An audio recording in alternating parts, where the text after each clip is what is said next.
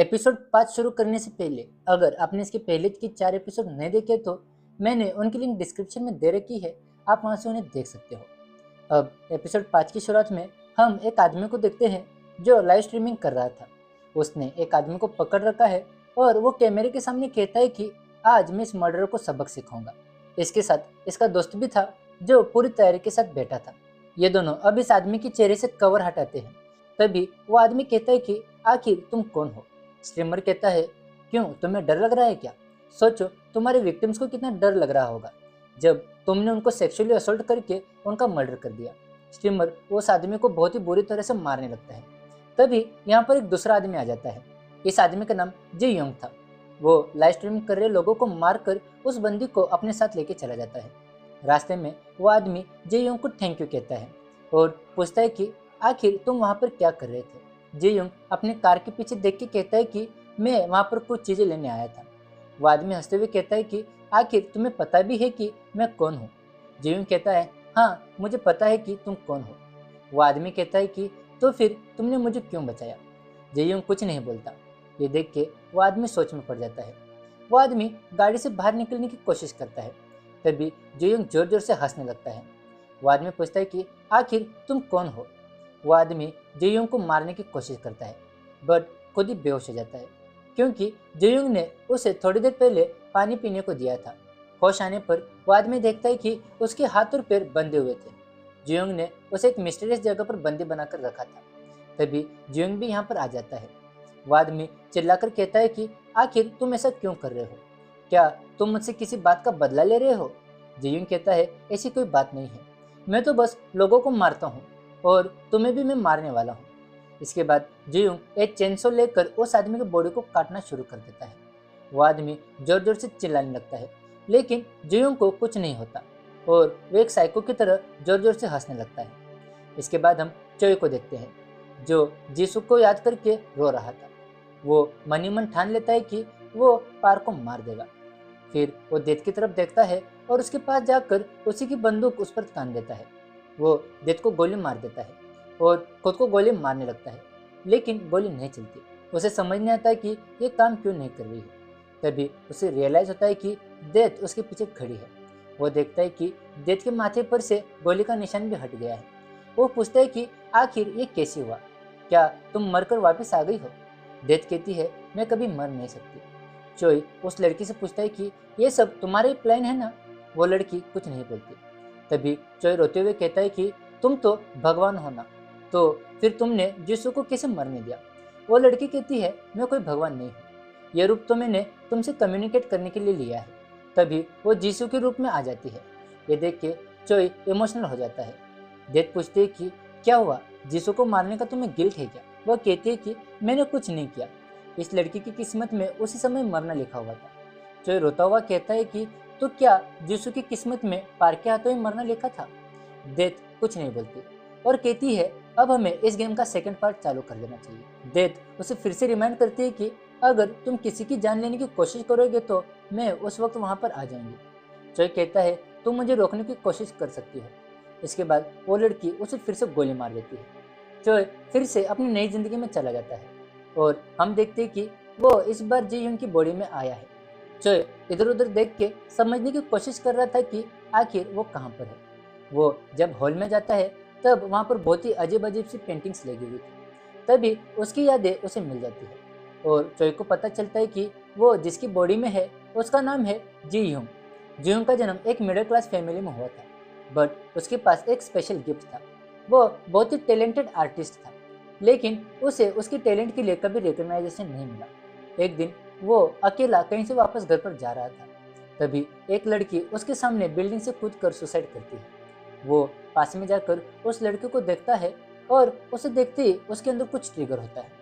उसे कुछ अजीब सा महसूस होता है और वो सेम वैसी पेंटिंग बनाता है जैसा उसने देखा था और उस पेंटिंग की नीलामी भी बहुत ही अच्छी होती है जिस वजह से वो अपने काम को लेकर और भी ज़्यादा पैशनेट हो जाता है। वो लोगों को किडनैप करके उन्हें अलग अलग तरह से मारता था और फिर उनकी पेंटिंग बनाता था। वो सारी पेंटिंग्स अच्छे दामों में बिक जाती थी। अब तक उसने 15 लोगों को मार दिया था सिर्फ पेंटिंग बनाने के लिए। जीवन की यादें पाकर चोई को उल्टी आने लगती है। इसके बाद वो एक नोटबुक पर डॉल को देखता है। उसमें जीसू का नाम लिखा था। चोय मिरर की तरफ देखकर सोचता है कि मैं इस राक्षस का इस्तेमाल करके पार्क को मार दूंगा। फिर हम जेयूंग को उसी जगह पर देखते हैं जहाँ पर जीसू की डेथ हुई थी। वहां पर एक नाली में जेयूंग को जीसू का पेन भी मिलता है।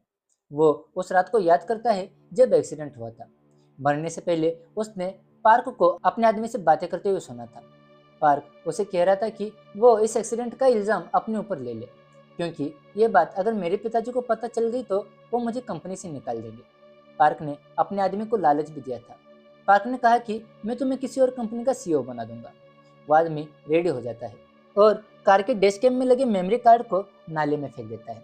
इसी वक्त पार्क ने जूसू की पेन को भी फेंक दिया था। ये बातें याद करके चोई को बहुत ज़्यादा गुस्सा आ जाता है। वो सीधा पार्क को मारने के लिए ताइकांग के ऑफिस में जाता है। तभी उसे पता चलता है कि पार्क अभी ऑफिस में नहीं है। ये सुनकर चोई वहाँ से जाने लगता है, लेकिन तभी उसे पता चलता है कि पार्क असल में ऑफिस में ही था। पार्क के पिताजी पार्क को एक सेमिनार अटेंड करने को कहते हैं। पार्क उस सेमिनार को अटेंड करने पहुंचता है जो साइको लोगों के ऊपर था। इस सेमिनार में यह भी बताया जाता है कि एक स्टडी के अकॉर्डिंग 1000 सक्सेसफुल अमेरिकन सीईओज में से 30% लोगों में साइकोपैथिक बिहेवियर नोटिस किया गया है। इसमें थोड़ा मजा आने के बाद ये लोग पार्क को भी टेस्ट करते हैं। इस सेमिनार में यह पता लगता है कि पार्क साइको नहीं है। इसके बाद हम चोई को देखते हैं जो टीवी में पार्क को ही देखता है। तभी अचानक उसके नाक में से खून आने लगता है और वो बेहोश हो जाता है। इसके बाद चोई एक डॉक्टर से मिलता है जो उसे बताता है कि उसे ब्रेन ट्यूमर है। यहाँ उसे पता चलता है कि उसके पास बस 1 महीना बचा है। ये सुनकर चोई हंसने लगता है और कहता है इतना समय तो मेरे लिए काफ़ी है। चोई जब डॉक्टर से मिलकर निकलता है तभी उसे उसके मैनेजर का कॉल आता है। उसकी मैनेजर उसे बताती है कि ताइकांग का सीईओ पार्क उसकी एक पेंटिंग खरीदना चाहता है।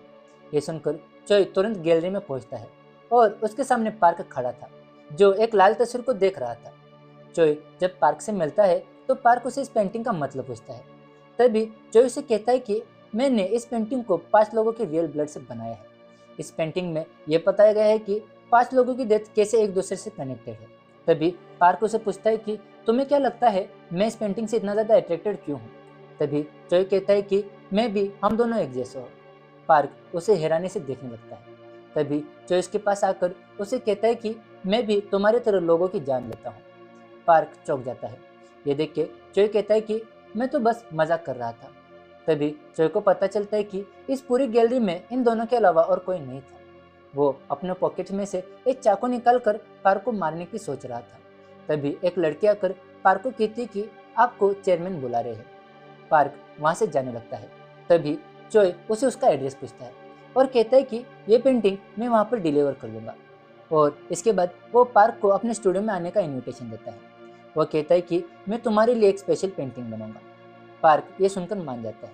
उसके जाने के बाद चोई मन में सोचता है कि पार्क तुम्हें बहुत ही पेनफुल डेथ देने वाला हूँ। गैलरी के बाद पार्क एक जगह जाता है जहाँ पर उसके भाई के लिए प्रोग्राम रखा था जिसकी डेथ प्लेन क्रैश में हुई थी। यहाँ पर पार्क अपने बचपन की यादें याद करता है जिसमें इसका बड़ा भाई इसे कहता है कि मैंने तुम्हें बचपन में देखा था कि कैसे नौकरानी के बच्चों को शांत करने के लिए तुमने उसे मारने की कोशिश की थी। उस समय बच्चा बच तो गया था बट उसे सर्जरी की जरूरत पड़ी। तभी पार्क अपने बड़े भाई से पूछता है कि क्या तुमने ये बात किसी और को भी बताई है। वो कहता है कि मैंने पिताजी को बताया है। चर्च से बाहर निकलने के बाद पार्क को उसके असिस्टेंट का कॉल आता है जो उसे बताते हैं कि आज का सेमिनार चेयरमैन के ऑर्डर से ही ऑर्गेनाइज किया गया था। पार्क को लगता है कि उसके पिताजी को उस पर शक है। वो टेंशन में आकर बहुत सारी दवाइयाँ खा लेता है जिस वजह से वो बहुत तेज गाड़ी भगाता है। तभी उसके पीछे कुछ पुलिस ऑफिसर्स पड़ जाते हैं। पार्क अपनी स्पीड को और बढ़ा लेता है बट आगे रास्ता बंद होने की वजह से उसे रुकना पड़ता है। तभी एक पुलिस वाला उसके पास आकर उसकी आईडी मांगता है बट उसके बिहेवियर को देख के पुलिस वाला समझ जाता है कि ड्राइवर ड्रग्स के नशे में है। वो पार्क को पुलिस स्टेशन चलने को कहता है। तभी पार्क सीधा कमिश्नर को एक कॉल लगा देता है। कमिश्नर अपने पुलिस वाले को कहकर पार्क को जाने को कहता है बट पार्क अपनी इंसल्ट होने की वजह से उस पुलिस वाले को जोर से थप्पड़ मारता है। दूसरा पुलिस वाला भी नौकरी खोने के डर से कुछ नहीं करता। इसके बाद पार्क अपने घर पहुंचता है। तभी उसे गेट पर चोई मिलता है। पार्क उससे पूछता है कि आखिर तुम यहाँ पर क्या कर रहे हो। चोई बिना कुछ बोले उसकी महंगी कार पर अपने शूज को रख के उसे पूछने लगता है। ये देखकर पार्क को गुस्सा आ जाता है। वो चोई को जोर से एक पंच मारता है और कहता है, तुम्हें पता है ना यहाँ पर कोई कैमराज नहीं लगे हैं। चोई कहता है, हाँ मुझे भी पता है। तभी वो भी पार्क को मारने लगता है। दोनों एक दूसरे को मारने लगते हैं। तभी पार्क अपनी गाड़ी से बंदूक निकालकर चोई के ऊपर चला देता है। चोई को कुछ नहीं होता क्योंकि उसने पहले से बुलेट प्रूफ जैकेट पहना हुआ था। इसके बाद वो पार्क की गन को लेकर कहता है, तुम्हारे लिए तो मैंने बहुत ही स्पेशल प्लान्स बनाए हैं। वो पार्क को अपने स्टूडियो में लेकर आता है और उसे कहता है कि मैंने यहाँ पर 15 लोगों की जान ली है और अब तुम्हें भी मैं मारने वाला हूँ। वो पार्क को अंदर लेके जाता है और उस जगह पर रख देता है जहाँ पर उसने बहुत सारे लोगों को मारा था। बट वो पार्क के साथ कुछ कर पाता इससे पहले ही वो बेहोश हो जाता है। होश आने पर वो देखता है कि पार्क ने उसे बांध दिया है। पार्क उसके पास आकर उसे कहता है कि तुमने मुझे अपने मर्डर्स के बारे में बताया, इसलिए अब मेरी बारी है। उससे पहला मर्डर एक एक्सीडेंट के थ्रू हुआ था। वो अपनी कार चला रहा था और बीच सड़क पर एक आदमी खड़ा था जिसे उसने गलती से उड़ा दिया था। असल में यह वही एक्सीडेंट था जो चोई के सामने हुआ था। पार्क कहता है कि उस समय उसे बहुत ही मजा आया था। उसके बाद से उसने बहुत सारे लोगों को अपनी कार से मारा है, बट फिर से उसे कभी वो एक्साइटमेंट फील नहीं हुआ। यहाँ पर पार्क कहता है कि आज तुम्हारी कहानी सुनकर मुझे भी तुम्हारे जैसा एक्सपीरियंस फील करना है। पार्क चोई से अपनी जान की भीख मांगने को कहता है, बट चोई उस पर थूक देता है और गुस्से में कहता है कि मुझे मार ही डालो। तभी पार्क को भी गुस्सा आ जाता है और वो चेंसो से चोई के पैर को काटने लगता है। उसके बाद हमें सिर्फ चोई की चिल्लाने की आवाज़ें सुनाई देती है और चोई फिर से हेल में चला जाता है। तभी डेथ उसे कहती है कि ये अब तक की तुम्हारी सबसे दर्दनाक मौत थी, बट तुम लकी हो क्योंकि अगर तुम उसे मारने की कोशिश करते तो मुझे इंटरफेयर करना पड़ता और मैं तुम्हें हेल में फेंक देती। ये सुनकर चोई जोर जोर से हंसने लगता है। ये देखकर डेथ उसे पूछते कि क्या तुमने खुद को जानबूझकर मरवाया। तभी हम उसी स्टूडियो के सीन को देखते हैं जहाँ पर पार्क चोई को मारकर खुद को साफ कर रहा था और हमें पता चलता है कि ये पूरा मर्डर कैमरे में रिकॉर्ड हो गया है। और इसी के साथ ये एपिसोड यहाँ पर खत्म हो जाता है। अब 6 एपिसोड की शुरुआत में हम चोई को देखते हैं। पार्क ने उसकी टांगें काट दी है, बट अभी भी चोई जिंदा था। चोई पार्क से कहता है कि मुझे पता है तुमने अपने भाई जिनटेंग का मर्डर किया। तभी पार्क हैरानी से पूछता है कि आखिर तुम्हें ये कैसे पता। चोई कहता है क्योंकि एक टाइम पर मैं तुम्हारा भाई था। पार्क को ये समझ नहीं आता और वो जोर जोर से हंसने लगता है। उस समय वो कैमरे के सामने देखता है उसने जानबूझकर जिनटेंग का नाम लिया था ताकि पार्क का कन्फेशन कैमरे में रिकॉर्ड हो जाए। इसके बाद हम हेल को देखते हैं जिसमें डेथ को समझ आ गया था कि चोई ने जानबूझकर खुद को मरवाया है। चोई डेथ से कहता है कि मैं तुम्हारे रूल्स को फॉलो करके तुमसे जीत के दिखाऊंगा। ये सुनकर डेथ कहती है कि तुम ये कब समझोगे कि डेथ प्लान के हिसाब से नहीं चलती। इसके बाद वो चोई को गोली मार देती है। तभी नई लाइफ में जाकर चोई देखता है कि वो किसी आदमी का पीछा कर रहा था। वो आदमी पलटकर चिल्लाता है कि मेरा पीछा करना बंद करो। तभी हमें पता चलता है कि चोई उन्हीं 2 ऑफिसर्स में से एक की बॉडी में था जब इन्होंने पार्क को ओवर स्पीडिंग के लिए पकड़ा था। वो आदमी चोई की तरफ चाकू कर देता है और चाकू को देखकर चोई भागने लगता है। ये देख के वो आदमी भी चोई के पीछे भागने लगता है। तभी उस पुलिस वाले का पार्टनर आकर उस आदमी को रोक लेता है। उस ऑफिसर का नाम जी हुन था। वो चोई से पूछता है कि तुम आखिर भाग क्यों रहे थे। वो चोई पर चिल्लाता भी है और कहता है कि ये मैं नहीं कह रहा हूँ कि खुद को सेक्रीफाइस कर दो, बट एटलीस्ट पुलिस वाले की ड्यूटी को तो ढंग से निभाओ। तभी वो जेम आ जाता है और चोई को उस पुलिस वाले की यादें मिल जाती है और उसे पता चलता है कि अभी उसका नाम जी ह्यून है। इसके पिताजी भी एक पुलिस ऑफिसर थे जिनकी डेथ ड्यूटी के वक्त हुई थी। वो हमेशा से अपने पिताजी की तरह पुलिस वाला ही बनना चाहता था, बट उसके एग्जाम क्लियर करते वक्त उसकी माँ बीमार पड़ गई। तभी उसकी माँ उसे कहती है कि बेटा तुम भी अपने पिताजी की तरह मुझे छोड़ के चले जाओगे। तभी जेयोंग अपनी माँ से वादा करता है कि चाहे सिचुएशंस कैसी भी हो मैं सबसे पहले खुद को बचाऊंगा। उसके प्रॉमिस की वजह से बाकी सभी पुलिस ऑफिसर्स उसे डरपोक समझते थे। जेयोंग की मॉम की कुछ ही समय पहले मौत हो गई थी। उसके बाद से वो पूरी तरह से अकेला हो गया था। जेयोंग की बॉडी में चोई उस एक्सीडेंट को भी देखता है जब उसका सामना पार्क से हुआ था। सारी यादें आने पर चोई को जेयोंग के बारे में बुरा लगता है। तभी उसकी नज़र एक आदमी पर पड़ती है जो दूसरे आदमी को मार रहा था। तभी चोई को पता चलता है कि जब मैं जेल में था तभी इसी आदमी ने उसके दोस्त बनने का नाटक किया था और उसकी जान ली थी। इस आदमी का नाम किम था।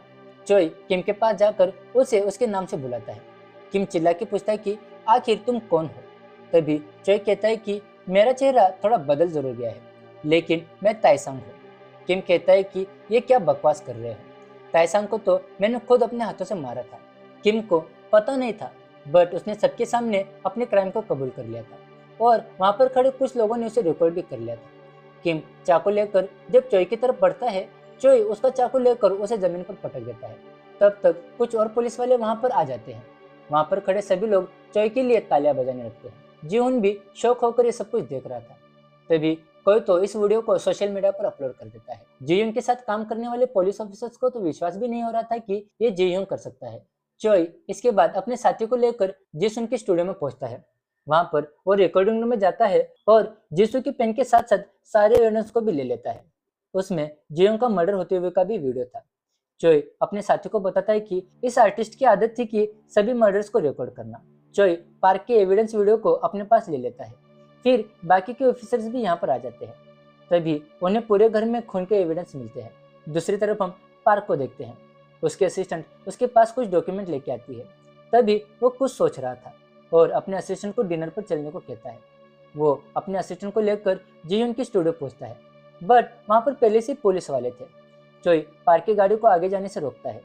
तभी उसे देखकर पार्क को याद आता है कि वो तो इस पुलिस वाले से पहले ही मिल चुका है। चोई कहता है कि पास में एक मर्डर हुआ है, इसलिए हमने इस पूरी एरिया को ब्लॉक कर दिया है। लेकिन तभी वो पार्क को कहता है कि मैंने सुना है क्रिमिनल्स अपनी जगह पर वापस आते हैं। पार्क कहता है ये बात तुम मुझे क्यों कह रहे हो? चोई कहता है मैं तो बस यूं ही कह रहा हूँ, मेरा ये कोई इशारा नहीं है कि तुम कल्प्रिट हो। वो पार्क के असिस्टेंट का नाम लिख लेता है। चोई ऐसा इसलिए करता है कि अगर असिस्टेंट को कुछ हो तो पुलिस का सीधा शक पार्क पे जाएगा। फिर पार्क गुस्से में उस असिस्टेंट को बीच रास्ते में छोड़कर चला जाता है और अपने घर में बैठकर न्यूज़ देखता है। तभी उसे उसके आदमी का कॉल आता है, जो उसे कहता है कि जियों को हमने हैंडल कर लिया है। तभी पार्क उसे कहता है कि मुझे लगता है कि जियों को मेरे बारे में कुछ तो पता है। वो आदमी कहता है कि मैं उसे भी हैंडल कर दूंगा। फिर चोई एक जर्नलिस्ट से मिलकर वो पेन ड्राइव देता है। वो जर्नलिस्ट कहता है कि आज रात मैं इस वीडियो को मेरे न्यूज़ चैनल पर दिखाऊंगा।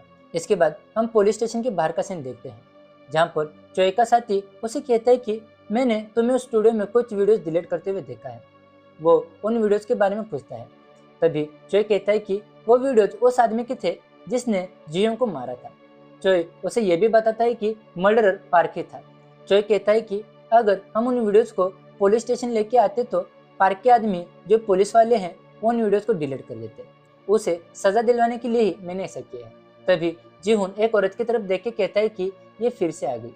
चोई उस औरत को देखता है और वो औरत कोई और नहीं उसकी माँ ही थी। उसके पूछने पर जॉन बताता है कि उनके घर पर एक पैसों का बैग मिला था। सीसीटीवी फुटेज में पता चला कि जिस आदमी ने वहाँ पर पैसे रखे थे उसकी एक एक्सीडेंट में मौत हो गई, इसलिए ये भी इन्वेस्टिगेशन में इन्वॉल्व हो गई है। चोई मन में सोचता है कि मरने के बाद भी मैं कुछ सही नहीं कर पाया। पूछताछ के बाद जब चोई की माँ जाने लगती है, तभी चोई के मुंह से गलती से मां निकल जाता है। वो सॉरी बोलता है और कहता है कि मैंने गलती से ऐसा कह दिया। उसकी माँ कहती है कि कोई बात नहीं, किसी के मुंह से ऐसा सुनकर मुझे बहुत अच्छा लगा। चोई फिर अपनी माँ से पूछता है कि आपने पैसों से भरे बैग को रिपोर्ट क्यों किया था? आप उसे अपने पास भी रख सकते थे। वो कहती है कि वो बैग मुझे एक पनिशमेंट की तरह लगा। मुझे ऐसा लगा कि जैसे मेरे बेटे के बदले में मुझे पैसे मिल रहे हैं, इसलिए मुझे वो नहीं चाहिए थे। इसके बाद चोई अपनी माँ के लिए उनके घर के बाहर एक खाना रखता है, वो भी एक मैसेज के साथ जिसमें लिखा था कि अपना ध्यान रखिए। वो वहाँ से निकल रहा था, तभी एक आदमी आकर उस पर चाकू से हमला कर देता है। चोई को याद आता है कि जब ये जीवन की बॉडी में था तभी वो इस आदमी से बचकर भाग रहा था। दूसरी तरफ हम पार्क को देखते हैं, जो अपने डैड के ऑफिस में था। वहाँ पर वो देखता है कि पुलिस वालों की तरफ से उसके लिए एक स्पेशल पार्सल आया था। एनवेलप के अंदर एक्सीडेंट के टाइम के फोटोज थे, जिसमें ये क्लियरली दिख रहा था कि ड्राइविंग पार्क ही कर रहा था, ना कि उसका आदमी। तभी चेयरमैन यानी पार्क के पिताजी वहाँ पर आ जाते हैं और पार्क से पूछते हैं कि आखिर ये सब क्या है। वो कहते हैं कि मुझे हमेशा से तुम्हारे बारे में पता था, क्योंकि हमारे घर में कोई भी पेट ज़्यादा दिन तक जिंदा नहीं रह पाता था, और अब तुम वही काम लोगों के साथ कर रहे हो। पार्क पूछता है कि क्या इसलिए जब मैं छोटा था आपने मुझे अब्रॉड भेज दिया? चेयरमैन कुछ नहीं कहता, इसलिए पार्क उसके एकदम पास में आ जाता है। ऐसा लगता है कि वो कुछ करने वाला है, बट वो बिना कुछ किए या बोले बाहर निकल जाता है। वो इतना गुस्से में था कि रास्ते में एक अनजान आदमी का खून कर देता है। वहाँ से वो एक चर्च जाता है और भगवान के सामने कहता है कि एक बार फिर से ये मैंने डिसाइड किया कि कौन मरेगा और कौन जिंदा रहेगा। असली भगवान तो मैं हूँ, तुम तो बस एक इल्यूजन हो। तभी उसे पुलिस स्टेशन के डायरेक्टर का कॉल आता है, ये बताने के लिए कि पुलिस स्टेशन में एक टिप मिला है कि डिटेक्टिव जीयून के पास एक वीडियो है उस आर्टिस्ट के मर्डर होते हुए का, और कहा जा रहा है कि मर्डरर आप हो, और वो वीडियो आज टीवी पर टेलीकास्ट भी होने वाला है। पार्क तुरंत अपने आदमी को कॉल करता है, बट उस आदमी को तो जीयून ने पहले ही पुलिस स्टेशन बुला लिया है। फोन उस आदमी के बदले जीयून ही उठाता है। फिर हमें बताया जाता है कि जिस आदमी ने चोई पर चाकू मारा था, तो चोई ने चाकू अपने हाथ से रोक लिया था। जीयून के फोन उठाने से पार्क परेशान हो जाता है। वो मिलने की बात करता है तो चोई मना कर देता है। वो कहता है कि आज रात की न्यूज के बाद ही मिलेंगे। अगले सीन में हम देखते हैं कि चोई पुलिस कमिश्नर के बुलाने पर पार्क से मिलने आ जाता है। ऑफिस के बाहर वो एक आदमी को देखता है और उसे याद आता है कि जब वो जेल में था तब किम को लेने के लिए यही आदमी आया था। इसके बाद चोई पार्क से मिलता है और पार्क के कहने पर कमिश्नर बाहर चला जाता है। चोई पार्क से कहता है, सरेंडर करने तो तुम आए नहीं हो, तो फिर आए क्यों हो? पार्क कहता है कि मैं तुमसे एक डील करने आया हूँ। वो चोई से पूछता है कि तुम्हें क्या चाहिए, पैसा, पावर या कनेक्शन? पार्क यहाँ पर एक कॉन्ट्रैक्ट भी लेकर आया था। वो चोई से साइन करने को कहता है और कहता है कि अगर तुम इस पर साइन कर दोगे तो तुम्हारी लाइफ बहुत ही कंफर्टेबल हो जाएगी। चोई अपने पॉकेट से जूसो वाला पेन निकालता है और कॉन्ट्रैक्ट को बीच में से फाड़ देता है और कहता है, मुझे पैसा पावर कुछ नहीं चाहिए। पार्क चोई के पास आकर पूछता है कि तो फिर तुम्हें क्या चाहिए? चोई कहता है कि तुम। पार्क पूछता है कि इससे तुम्हें क्या मिलेगा? तो चोई कहता है कि मुझे एक साइको को सबक सिखाने का सेटिस्फेक्शन मिलेगा, जो खुद को भगवान समझता है। पार्क कहता है कि तुम्हारे जैसे को रास्ते से हटाना मेरे लिए कोई बड़ी बात नहीं है। तो चोई कहता है कि ज्यादा से ज्यादा क्या होगा, मैं मर जाऊंगा। फिर वो वहां से बाहर निकल जाता है। चोई के जाने के बाद बाहर खड़ा आदमी अंदर आ जाता है और पार्क से कहता है कि मैं डिटेक्टिव ली से कहूंगा इसे हैंडल करने के लिए। इसके बाद चोई अपने साथी के साथ न्यूज देख रहा था क्योंकि उस पर पार्क का वीडियो दिखाया जाने वाला था। बट तभी न्यूज यह आती है कि पार्क खुद को सरेंडर कर रहा है खूनी आर्टिस्ट के लिए। पार्क सबके सामने कन्फेशन कर देता है कि मैंने ही उस दरिंदे आर्टिस्ट को मारा है क्योंकि वो एक सीरियल किलर था जिसने 15 लोगों का मर्डर किया था। कुछ दिनों पहले उसने मुझे भी किडनैप किया था। मेरे पास सिर्फ दो ही ऑप्शन था, या तो उसके हाथों मर जाऊं या फिर उसे ही मार दूं। उस समय मुझे यह भी फील हुआ कि ये मेरी रिस्पॉन्सिबिलिटी है कि मैं उसके मर्डर्स को रोकूं। एक रिपोर्टर पार्क से उस आर्टिस्ट की बॉडी के बारे में पूछता है। वो कहता है कि मैं खुद ही कंफ्यूज हूँ कि अभी तक पुलिस वालों को उसकी बॉडी क्यों नहीं मिली। न्यूज में भी चोई का वीडियो प्ले किया जाता है, बट उसमें सिर्फ वही पार्ट दिखाया जाता है जब पार्क को किडनैप करके उसे कमरे में लाया गया था। चोई इस न्यूज से बहुत ही ज्यादा डिसअपॉइंट हो जाता है। पार्क फिर अपनी कंपनी के पीआर की मदद से अपने सपोर्ट के लिए हर जगह प्रोटेस्ट करवाता है। वो अपनी खुद की एक हीरो वाली इमेज बनवा लेता है। दूसरी तरफ चोई के ऊपर पार्क के अगेंस्ट एविडेंस फैब्रिकेट करने का इल्जाम लग जाता है। उसकी आवाज उठाने पर उसे नौकरी से निकालने की भी धमकी दी जाती है। फिर लास्ट में एविडेंस की कमी की वजह से पार्क को रिलीज कर दिया जाता है। पुलिस स्टेशन से बाहर निकलते वक्त पार्क चोई से कहता है, कहानी अभी खत्म नहीं हुई है, इसकी एंडिंग मैं डिसाइड करूंगा। बाद में हम देखते हैं कि चोई के साथ काम करने वाले दो डिटेक्टिव्स उसे किडनैप करके कार में डाल देते हैं। एक आदमी पार्क को कॉल करके बताता है कि उस वीडियो की एक भी कॉपी जीयून के घर से नहीं मिली। तभी पार्क उस आदमी को कहता है कि तुम उसे जिंदा रखो, मैं खुद आकर उसे हैंडल करूंगा। पार्क उस समय अपने प्राइवेट प्लेन में से यूएस जा रहा था। तभी प्लेन अचानक हिलने लगता है और पार्क की नींद खुल जाती है। वो चेक करने जाता है। तभी बाहर एक अनाउंसमेंट होता है कि मुझे पता है तुमने सिर्फ जेह्यून के अलावा भी बहुत सारे लोगों को मारा है। फिर उन सारे लोगों का नाम जिन्हें पार्क ने मारा था स्क्रीन पर डिस्प्ले होने लगता है। पार्क भागकर पायलट्स के पास जाता है तो वो देखता है कि वहां पर कोई भी नहीं है। प्लेन ऑटो पायलट मोड में चल रहा था। उसे समझ नहीं आ रहा था कि आखिर ये सब हो क्या रहा है। तभी उस प्लेन में फिर से अनाउंसमेंट होती है कि तुमने अपने भाई जी टैंग को मारकर उसे एक एक्सीडेंट की तरह दिखा दिया। तुमने सोंग जी सुक को 3 मिलियन का ऑफर दिया था बिना पैराशूट के जंप करने का। तभी एक और अनाउंसमेंट होती है कि यह प्लेन 30 सेकंड में क्रैश होने वाला है, लेकिन मैं तुम्हें एक चांस देना चाहता हूँ। अगर तुम जिंदा रहना चाहते हो तो पैराशूट लेके इस प्लेन से जल्दी कूद जाओ। तभी पार्क प्लेन के ब्लास्ट होने से पहले पैराशूट लेके कूद जाता है। पैराशूट की हेल्प से वो एक सुनसान रास्ते पर लैंड करता है। तभी दूसरी तरफ से तेज रफ्तार में आ रही कार उसे टक्कर मारती है। पार्क देखता है कि उस कार में से चोई चलता हुआ उसके पास आ रहा है। पार्क उसे देखते ही शॉक हो जाता है और पूछता है कि तुम यहाँ क्या कर रहे हो। फिर हमें हफ्ते पहले का सीन दिखाया जाता है जब पार्क ने खुद को सरेंडर किया था। एक्चुअली चोई यही सब एक्सपेक्ट कर रहा था। फिर उसने अपनी सारी पिछली लाइफ्स की मेमोरीज को यूज करके एक प्लान बनाया था। जीहू की मेमोरी से उसे उस हार्ड ड्राइव के बारे में पता चला था जिसमें पार्क के सारे कारनामों का एविडेंस था।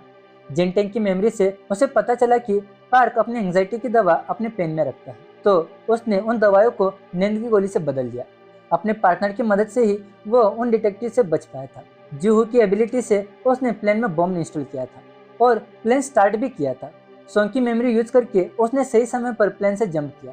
चोई ने पार्क से रिलेटेड सारे एविडेंस और वीडियोज मीडिया में दे दिए थे और न्यूज में वही वीडियोज प्ले भी हो रहे थे, जिससे सभी को पता चल गया था कि पार्क ने अपने भाई के अलावा भी बहुत सारे मर्डर्स किए हैं।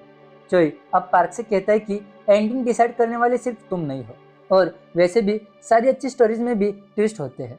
चोई पार्क को भी वैसे ही मारने लगता है जैसा पार्क ने जिनवो को मारा था और चिल्ला के कहता है तुमने जीसू को मार डाला।